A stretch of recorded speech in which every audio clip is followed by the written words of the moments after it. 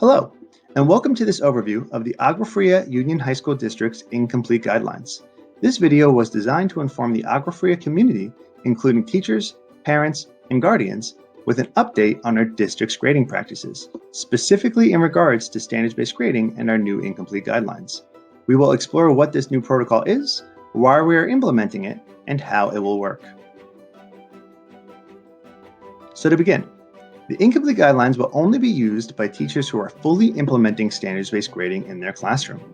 We define standards-based grading, or SBG, as a system of assessing and reporting that emphasizes accuracy and standards mastery through the use of research-based grading practices, like standards-based proficiency scales, or the ability to reassess for full credit.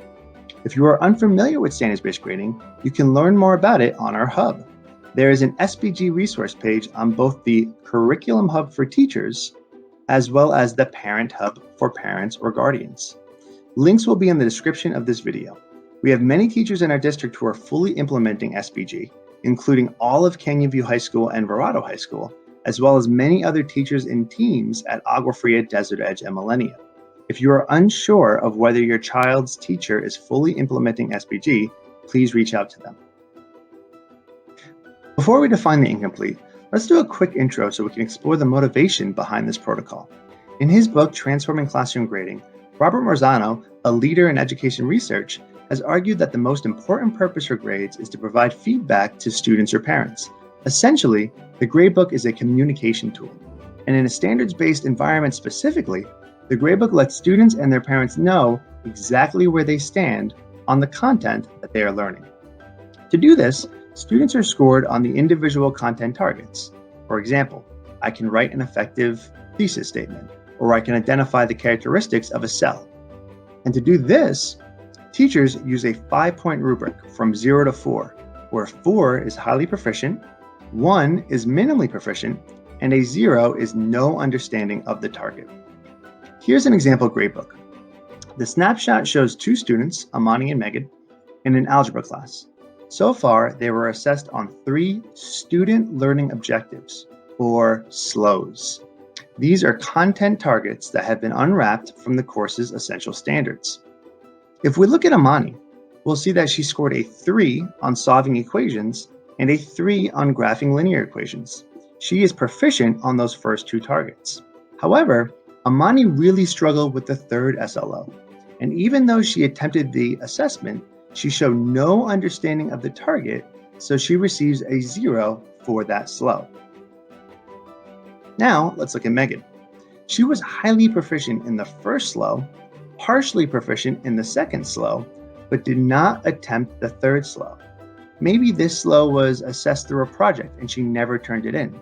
So the question is, what mark do we give her? We can't give her a 0 because then we're assigning 2 different meanings to the same symbol. A 0 is defined as no understanding, but we don't know if Megan understands this SLO or not because we don't have any evidence, unlike with Amani. Furthermore, if Megan did receive a 0 for not turning in the project, she may not have the motivation to make that grade up, depending on how it impacts her overall grade. So we have the need for another solution that emphasizes clear communication and also holds students accountable for completing the essential work in any given course. And that leads us to the Incomplete Guidelines.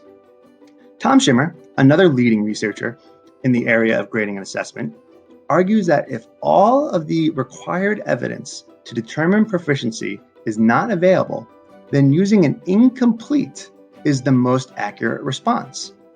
We are going to take it one step further by differentiating between 2 types of incompletes. So again, let's take a look at Megan's gradebook.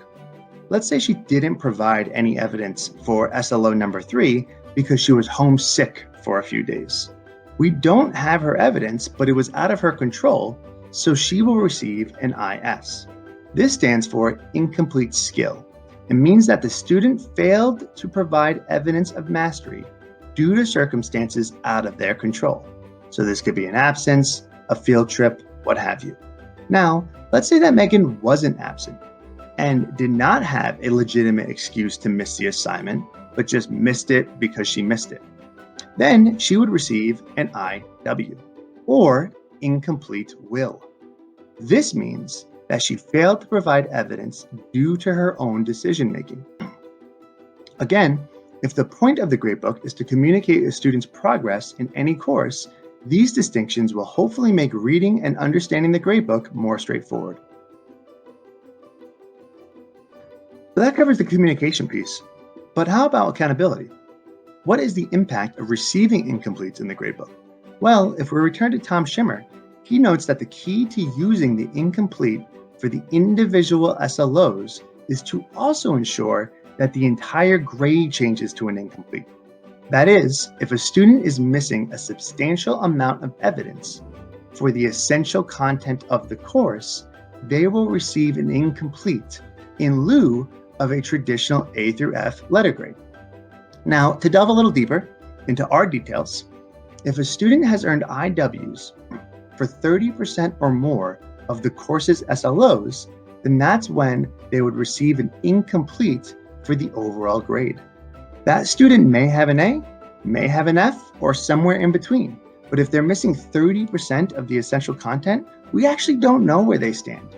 We cannot confidently determine their overall proficiency in the course with so much missing work, so they will receive an incomplete as an overall grade. Here's another example. This is Megan's grades, but now she was assessed on 10 SLOs. In this case, she only received one IW for SLO number 4. The IW has no weight and will not impact Megan's grade at this time, as she did not meet the 30% threshold, right? If there are currently 10 SLOs in the gradebook and she has an IW for one SLO, well, that just makes up for 10% of the overall SLOs that are currently in the gradebook. Teachers will still encourage Megan to make up this work and can hold her accountable, but outside of the gradebook. In terms of her final grade, these scores average to a 2.5, which converts to an 80%. By the way, that conversion scale can be found on the hub. And thus, she has an overall grade of a B in the course. Now, let's look at a different example. So in this case, Megan is missing evidence for 3 SLOs. She has no legitimate excuse for SLOs number 3 and 5, but maybe she was absent during the week of SLO number 8. And for that reason, she gets an IS for that SLO.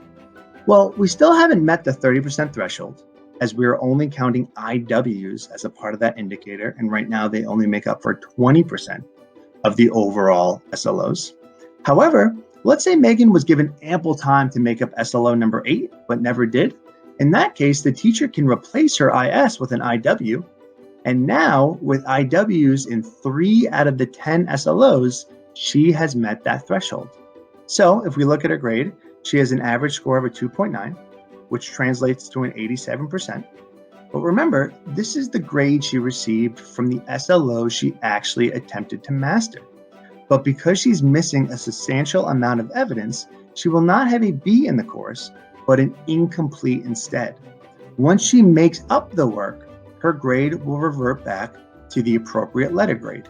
Teachers will do this at the end of each progress period. And that's how the incomplete works within the gradebook. But here are some additional details to consider. It was mentioned earlier, but just a reminder that teachers can only use the incomplete if they are fully implementing standards-based grading in their classroom. And because of this, we can ensure that the incomplete is only used on the content that we've deemed essential. Again, if you don't know whether a particular course falls into this category, please contact your teacher. As for eligibility, the incomplete will function the same as a failing grade. At grade check, if a student has an incomplete as an overall grade, they will sit out for a week, just like they would if they had an F. After that week has ended, they will be eligible to play once they make up the work they missed and earn their grade again. That is, unless that grade reverts to an F. As for the end of the semester, if a student still has an incomplete for their overall grade by the time final grades are posted, then they would have an incomplete as their final grade. Again, it will function like an F in terms of impact. It will have the same effect on the student's GPA, and the student will not be awarded credit for that semester. However, the student still has an opportunity to earn a grade that corresponds with their proficiency. If that student makes up all of the missing work, and not just enough work to get below the 30% threshold, but makes up all of the SLOs that have IWs attached to them, then the teacher will grade the work and submit a grade change. However, it's important to note that this work will be completely student-directed. It is the student's responsibility to determine what work they're missing from the previous semester and how they are going to make it up.